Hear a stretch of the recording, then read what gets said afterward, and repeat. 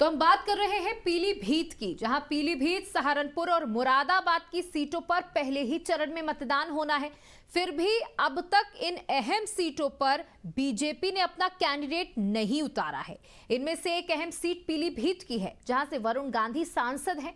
उन्हें लेकर अब तक स्थिति साफ नहीं हो पाई है, लेकिन उन्होंने कैंपेन करना शुरू कर दिया है। इसके अलावा नामांकन पत्र भी उन्होंने खरीद लिया है। नामांकन के पहले दिन वरुण गांधी के सचिव ने 4 सेट खरीदे। चर्चा ये भी है कि यदि भाजपा से उन्हें टिकट नहीं मिला तो वे निर्दलीय भी मैदान में उतर सकते हैं। चर्चा ये भी थी कि अगर बीजेपी से वरुण गांधी को टिकट नहीं मिला तो सपा उन्हें अपना उम्मीदवार बनाकर पीलीभीत से उतार देगी। लेकिन सपा ने यहां से भगवत सरन गंगवार को, बसपा ने अपना अनीश खान उर्फ फूल बाबू को उम्मीदवार बना दिया है। इसके अलावा एक चर्चा यह भी चल रही है कि मेनका गांधी ने भाजपा नेतृत्व से बात की है। उन्होंने कहा है कि यदि वरुण गांधी को मौका मिल जाए तो वह अपनी दावेदारी छोड़ देंगे। तो कुल मिलाकर के हम कई दिनों से वरुण गांधी और मेनका गांधी की अगर सुर की बात की जाए तो वो बीजेपी के खिलाफ जा रहे थे। इससे अनुमान लगाया जा रहा था शायद ये पार्टी बदल सकते हैं। और अब चुनाव नजदीक है और निर्दलीय तक अगर वो लड़ सकते हैं अगर उनको बीजेपी टिकट नहीं देती है।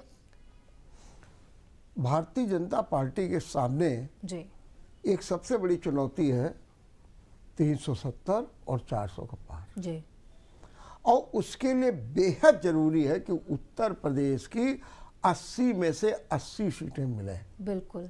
और अगर वो 80 में 80 सीटें नहीं मिलती हैं तो फिर 400 पार का थोड़ा सा डगमगा जाएगा। 370 भी डगमगा सकता है।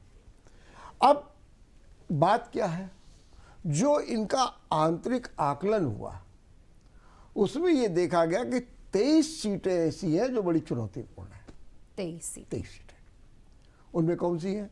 एक तो वो सीटें हैं जो ये हारी हुई है, एक वो सीटें हैं जहां पर बहुत कम अंतर से ये हारे थे या जीते थे, मतलब बहुत कम अंतर से।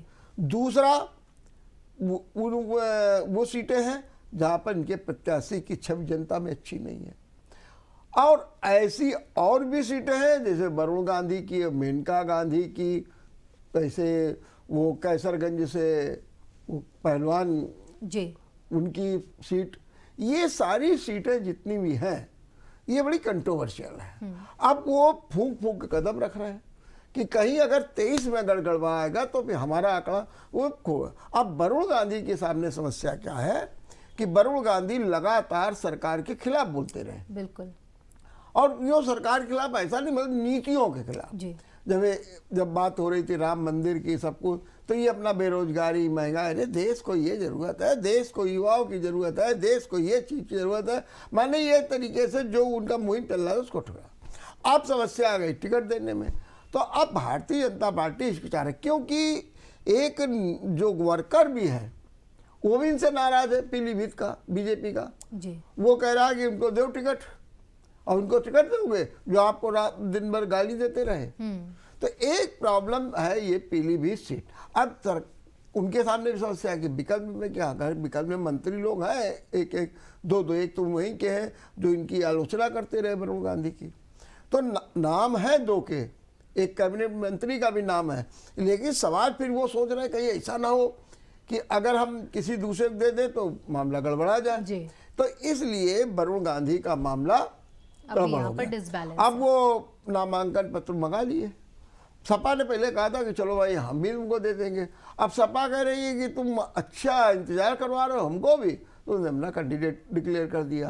क्योंकि फिर उससे सपा की स्थिति खराब होती कि भाई, और सपा भी आजकल मुश्किलों में है, मैंने कि इतनी मुश्किलों में सपा चल रही है कि उसके सामने भी बहुत चुनौतियां। तो अब वरुण गांधी के लिए उन्होंने कहा कि इससे हमारी पोजीशन खराब होगी कि देखा इंतजार करते रहे और जब हमने टिकट नहीं दिया तब तुम दे रहे टिकट। इसके कारण जो है हो गया। अब जहां तक मेनका की बात है तो ये एक सिंपैथेटिक ग्रुप तो है कि वरुण गांधी की जगह पे कोई नया चेहरा ला दे। वरुण गांधी से कहा जाए कि वो किसी गांधी परिवार वाली सीट पे लड़े जा करके, मैंने रायबरेली जैसी सीट पे जाओ लड़ो जा करके। तो एक तो उनके सामने ये चुनौती, और दूसरी मेनका गांधी के प्रति सिंपैथी है कि ठीक है आप सुल्तानपुर से जैसे पहले लड़ी थी अब आप फिर से लड़ लीजिए, ये है, लेकिन पैचअप कराने में मेनका गांधी अभी भी लगी हुई है। कुल मिला करके देखिए 2024 के चुनाव हैं और सीटों को लेकर उठापटक अभी भी जारी है। वरुण गांधी निर्दलीय चुनाव लड़ेंगे या बीजेपी उनको रिपीट कराएगी, ये आने वाला वक्त तय करेगा।